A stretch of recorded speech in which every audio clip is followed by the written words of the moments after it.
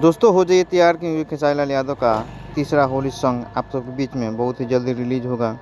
और जिस गाने का बोल है मरद अभी बहरे रहेला, और गाने का खेसारी लाल यादव के साथ में देने वाली है आस्था सिंह। और आज की वीडियो में हम बताएंगे इस गाने की पूरी जानकारी, जो कि वीडियो को ध्यान से जरूर सुनिए। और चलिए अपने बीट मशीन खेसारी लाल यादव का गाना सुनना पसंद करते हैं तो चलिए दोस्तों शुरुआत करते हैं। तो दोस्तों अपने हिट मशीन खेसारी लाल यादव का तीसरा गाना होगा, जो कि पोस्टर आउट कर दिया गया है और तकरीबन 1 घंटा में 1 लाख व्यू हो चुका है ग्लोबल म्यूजिक जंक्शन पे, जो कि आप लोगों के बीच में रिलीज कर दिया गया है। और